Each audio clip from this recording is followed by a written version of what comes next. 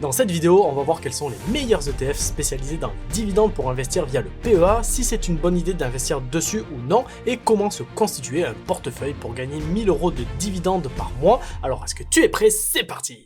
Notre premier ETF sera le SPDR S&P Euro Dividende Aristocrate. Cet ETF, il réplique le cours de 40 sociétés à rendement élevé dans la zone euro qui sont considérées comme des sociétés aristocrates, c'est-à-dire que ce sont des sociétés qui ont versé des dividendes en les augmentant et sans interruption depuis les 10 dernières années. Pour ce qui est de sa composition, au niveau de son top 10, on retrouve des sociétés comme Bouygues, Allianz ou DHL et les 10 premières positions de l'ETF représentent 40% de celui-ci. Niveau géographique, l'Allemagne domine avec 26% des parts et au niveau des secteurs, c'est assez bien équilibré avec en tête le secteur financier. Maintenant, côté performance, cet indice a fait plus 16,8% sur un an et sur les 5 dernières années, il est à plus 29,5% dividendes réinvestis, ce qui est une performance qui est d'après moi assez décevante. Pour ce qui est de son rendement, il est de 4,23% et il est distribuant, ce qui va dire que tu toucheras directement les dividendes de cet ETF et ils ne seront pas réinvestis automatiquement et en plus tu toucheras des dividendes 2 fois par an. Ensuite, tu auras la possibilité d'investir sur 2 ETF différents qui répliquent le même indice, qui vont investir sur 30 sociétés européennes,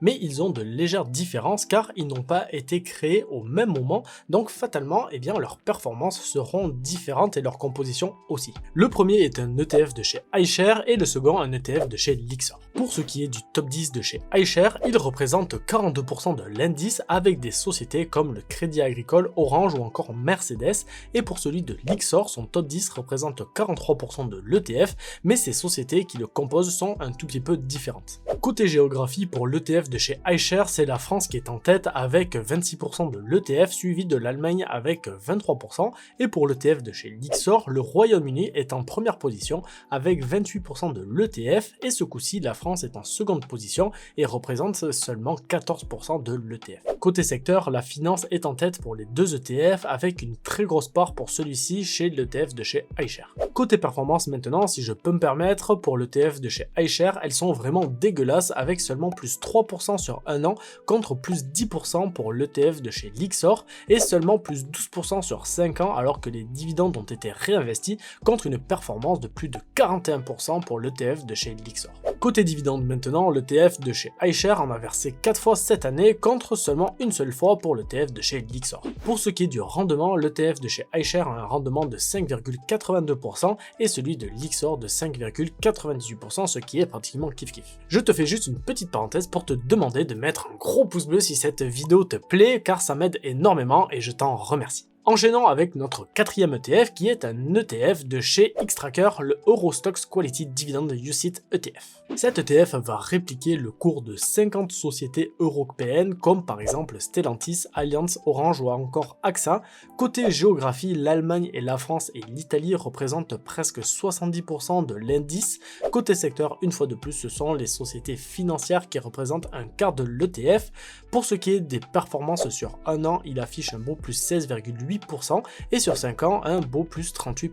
Côté rendement du dividende, il est de 4,33%, il est distribuant et cette année, les dividendes ont été versés 4 fois. Donc là, je t'ai parlé des ETF qui sont composés uniquement de grosses sociétés, mais tu auras un ETF de chez Amundi qui va pouvoir te permettre d'investir sur 43 sociétés européennes de moyenne et de grande taille. Le top 10 est composé de super sociétés en matière de dividendes comme notamment Total ou Allianz et ces sociétés représentent presque la moitié de l'indice. Pour ce qui est de sa composition géographique, l'Allemagne et la France représentent à eux seuls presque 50% de l'ETF et comme une fois n'est pas coutume, au niveau des secteurs, on retrouve en tête de liste la finance. Pour ce qui est de ses performances, on a un beau plus 16% sur une année et plus 46% sur les 5 dernières années, ce qui en fait pour le moment l'ETF qui a le mieux performé parmi la liste de ce que l'on a vu jusqu'à présent et ce n'est pas pour rien car à l'inverse des autres ETF que je t'ai présenté juste avant, cet ETF lui il est capitalisant, c'est-à-dire que tu ne toucheras pas de dividendes sur ton compte, par contre tous les dividendes que le ETF touche, ils vont être réinvestis automatiquement pour toi. Ça veut dire qu'avec cet ETF, si tu souhaites vivre des dividendes, tu seras obligé de vendre des parts de l'ETF pour pouvoir avoir de l'argent sur ton compte, ce qui pour moi, ce n'est pas vraiment hyper utile lorsque l'on veut faire un portefeuille à dividendes, mais bon, vu qu'on fait une vidéo spéciale ETF dividendes, je pensais qu'il était utile de le mettre dans la liste. Revenons maintenant à un ETF distribuant avec Invesco qui va pouvoir te permettre d'investir sur un ETF composé de sociétés avec le moins de volatilité possible. Pour ce qui est de la composition de cet ETF, son top 10 représente seulement 27% de l'indice et géographiquement, l'ETF est aussi bien équilibré et au niveau des secteurs, comme d'habitude, ce sont toujours les services financiers qui sont en tête. Niveau performance, cet ETF a une performance de plus 7,69% sur un an, mais attention, sur les 5 dernières années, sa performance est négative avec moins 3,8% et ça, dividende réinvesti. Côté dividende d'ailleurs, il y en a 4 qui ont été versés cette année et le dividende de l'ETF a actuellement un rendement de 5,56%. Et pour finir, notre dernier ETF sera un ETF de chez BNP Paribas qui lui, en position, son top 10 représente 26% de l'ETF et il est composé de 58 sociétés. Côté géographique, cette fois-ci, c'est la Suisse qui est en tête avec derrière les Royaumes-Unis qui à eux seuls représentent 50% de l'ETF.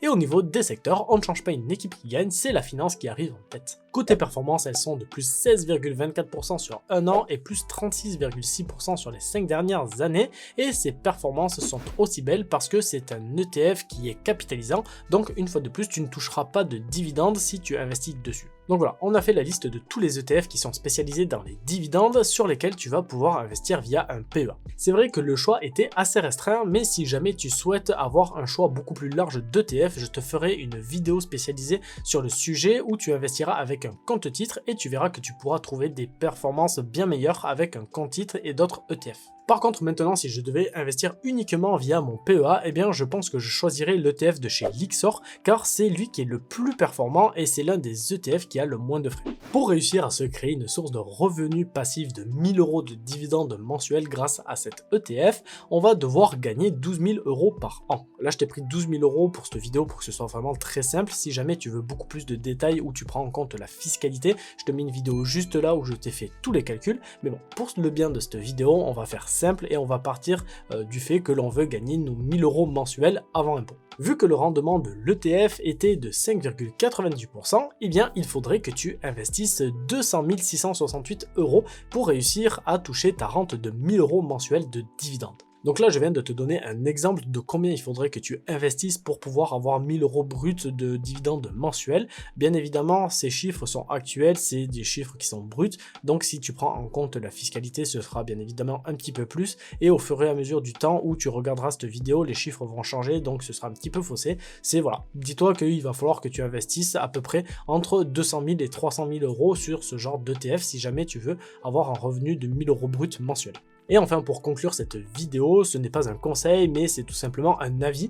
Personnellement, je n'investirai pas sur ce genre d'ETF parce que je trouve que les rentabilités sont pas folles. Je ne suis pas très fan des sociétés sur lesquelles elles investissent. Je préfère utiliser ou des ETF qui sont spécialisés qui sont capitalisants, c'est-à-dire qui vont réinvestir automatiquement les dividendes avec un compte titre pour pouvoir faire grossir mon enveloppe et retirer quand j'en ai besoin, ou alors tout simplement faire du stop picking en achetant des actions en essayant de les avoir au meilleur prix pour pouvoir avoir des dividendes sur le temps qui seront plus durables et qui vont réussir à augmenter de plus en plus. Donc voilà, j'ai fait cette vidéo à la demande d'un abonné qui avait des questions sur les ETF à dividendes sur le PEA, si c'était une bonne chose ou non. Voilà, je pense que tu as ta réponse, j'espère que cette vidéo t'a plu. Si jamais toi qui me regardes, tu as aussi des questions, tu as voilà, un sujet que tu aimerais que j'aborde, n'hésite pas à me le mettre en commentaire, j'essaierai de te faire une vidéo au plus vite dessus. Et comme d'hab pour les autres, en attendant, je vous dis à la semaine prochaine pour une nouvelle vidéo. Allez, ciao ciao!